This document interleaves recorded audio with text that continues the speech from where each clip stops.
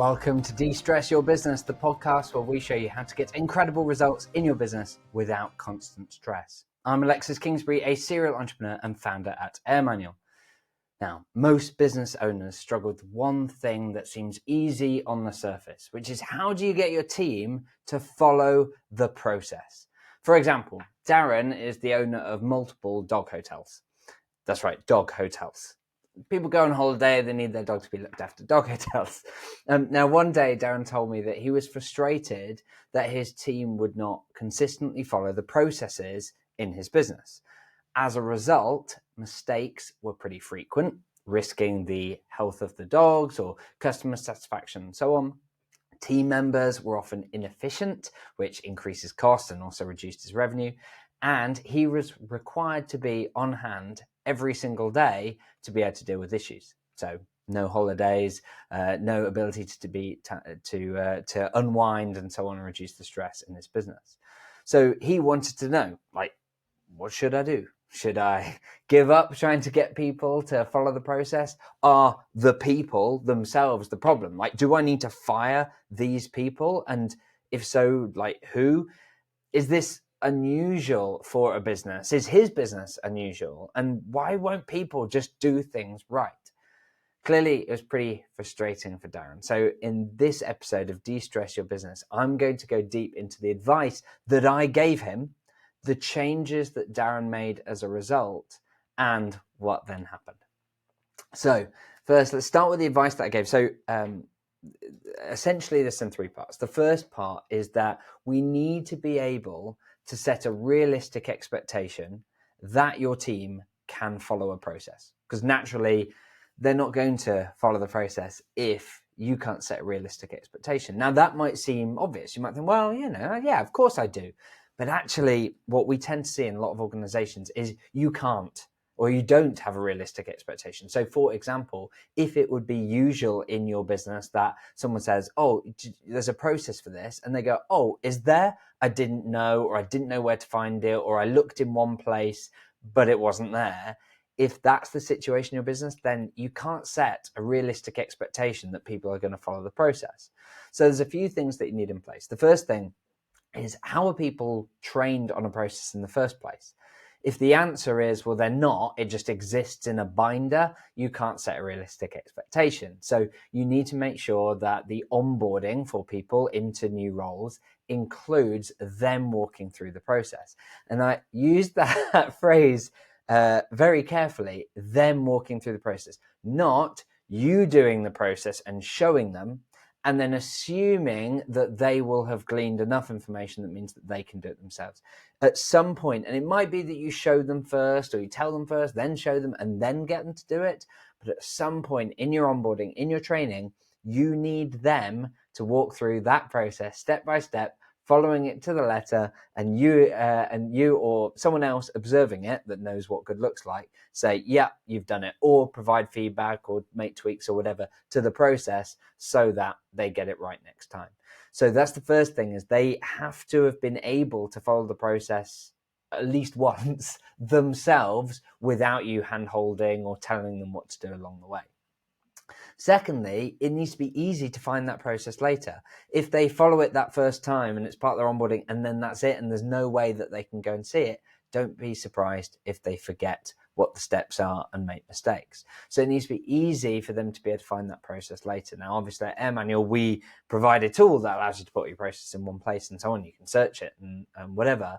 But whatever the answer is for you, in the case of Darren with dog hotels, sometimes it was about making it easy to find the process at the place that you're doing the work. So, putting a link or a note or a sticker or whatever that reminds you, oh yeah, there's a process for when you're, for example, when you're giving the dogs their medicine, or when you're returning the medicines along with the dog for them to be picked up or whatever, like making it easy for the person to know that there is a process and where to find it, right?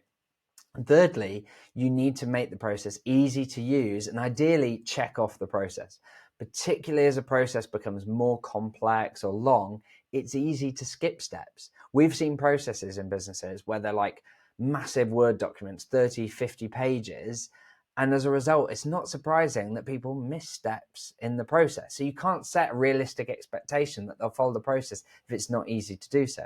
So obviously at AirManual, we'll make it with like an interactive checklist that people can literally tick it off. But whatever you do, you need to make sure that it's easy for them to use and it's easy for them to be able to track their progress and follow the process, rather than just saying, oh yeah, well, it exists, we'll assume that you get it right. So that's the first thing. So the first thing is you need to be able to set a realistic expectation that people will follow the process. And you can see that hopefully already I've raised the bar in terms of what you see as being needed to be able to set that expectation. Once we've done that, the second thing is when things go wrong, we need to assume it's a process problem, not a people problem first.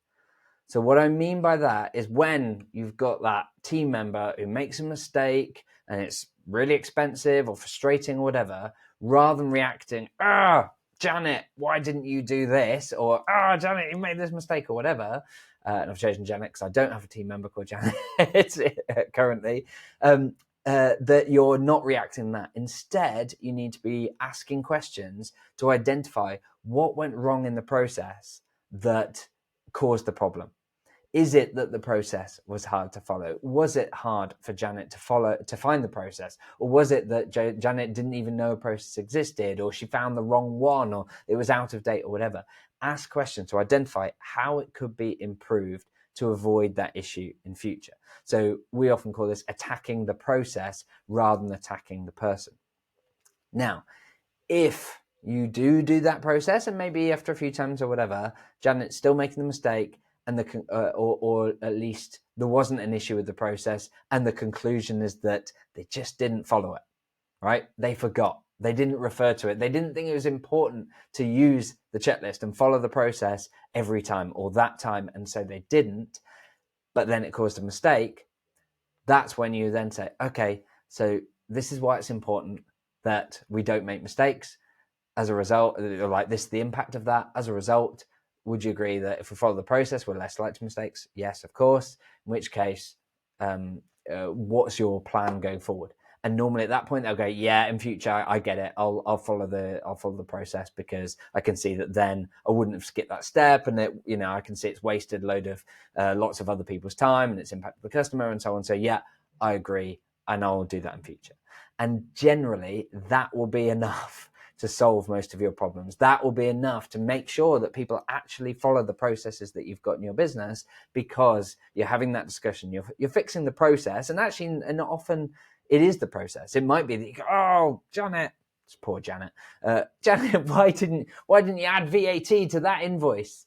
And actually, maybe in the process, it never mentions VAT, or it says something that's incorrect about how the VAT treatment should work or whatever. Like, often that is the problem. And so genuinely, it's a really useful exercise to attack the process and improve it.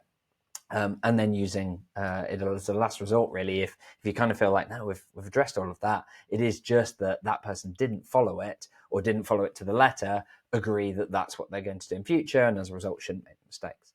So that's the second thing. The third thing is when things repeatedly go wrong, okay, now it is a problem, right? If you've done everything that you can, if someone has repeatedly said, yep, I get it, I'm sorry, I'm going to follow the process, and you've addressed all the issues that would make that difficult, you can set a realistic expectation, and they're still failing, I'm afraid you've got to manage them out.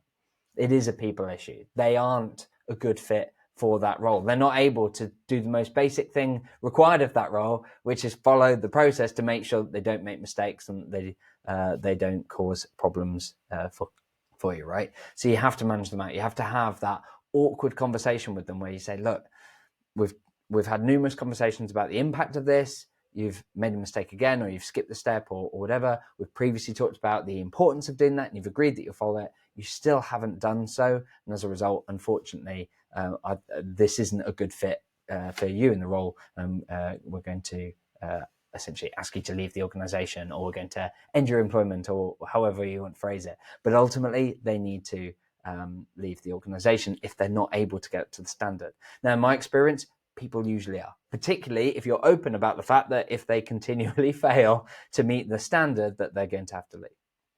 Now, there is another case that I've seen happen rarely, but does happen, which is that someone says they are following the process, and they may even tick stuff off to make it look like they have, but evidence suggests that they aren't.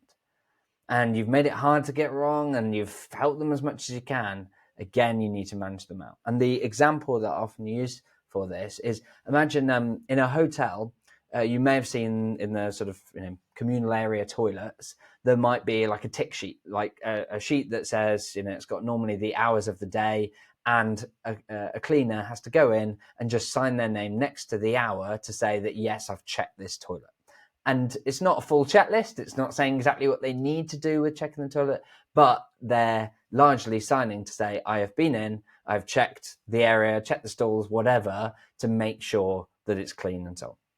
Now, imagine you had a cleaner who went in, signed their name and left and never checked the toilet and did that multiple times. And you were able to prove that. You know that that's the case. Of course you need to manage them out, right? That is just lying to you. And so you might have one or two conversations about why that's a problem and so on. But if still they're not getting it, of course they need to leave the organization. Which brings me on to a kind of final word of warning for you more generally is you get what you tolerate. If you allow people to continuously skip steps, to ignore processes, to make mistakes, or even in that case of the toilet thing, like literally lie, those people will stay. Your best people will leave and you'll get left with the rest. So instead, set the bar high, like repeat your expectations that people follow the process and that they do so accurately and so on, and then follow through on removing people from the organization once you've made those repeated attempts to help them meet the required standard. Ultimately, people will thank you for it. And particularly if you've had those conversations where you've asked them, how can we improve the process so that this doesn't happen in future? Here's the impact of it. Can we make sure that we're going to do this in future? People will love you for it. They'll consider you a much better leader and you'll get amazing results. When I look at how this was applied in Darren's case, when Darren sort of tried to apply this in his business, initially he and his team recognized the need for change, but felt apprehensive. It all just felt too much, too big a change. Now, upon then getting started, initiating the change, starting to document the processes, having those slightly awkward conversations with the team, they actually found that it was more manageable than anticipated. And as a result, their roles became really well defined, their processes became systematically documented, the team received proper training, they managed everything using their process dashboard so that they could see what had got done and what hasn't got done, need updating and so on. Also, their managers felt more supported because they felt like they were playing pivotal roles in the transformation. And actually the team members liked it more as well because they felt like the standard was higher and they were doing good things. And of course, most importantly, mistakes became rare. They wasted less money and customers were happier. And in fact, the team members who were initially skeptical about whether this could work in that business became advocates for the new approach. And the entire team began to recognize and appreciate the benefits. As a result, they saw increased efficiency, operations processes then became like really easy to find and transparent, and they were able to tackle issues and mistakes much easier. And in fact, I heard from a member of the team recently that Darren himself has adopted the phrase, is this a process problem or a people problem, when tackling issues, to make sure that they're focusing on, actually, is this a process problem first rather than attacking the person. But most importantly, in terms of impact of all this, his team, his customers are happy. And my favorite of all is that Darren has been able to take his first holiday in years. So I hope you found this episode useful. And if you're interested in solving similar problems in your business, check out, we've got a free guide ebook that you can get on how to give your team the clear guidance, processes and onboarding needed to remove stress and unlock growth. You can find that at airmanual.link/discover. Now, if you're struggling to even free up the time to work on your business rather than working in it, then I'd like to give you free access to a recording of a masterclass that I ran on how to free up 15 hours per week and remove the constant stress of running a business without slowing down growth. You can find out more about that masterclass and access it at airmanual.co/webinar. Otherwise, thank you so much for joining me. Please do subscribe to the podcast to hear more guidance on how to scale your business without stress. And if you'd really like to help me out, and I would massively appreciate it, share this episode on social media or with your friends or both if you have both.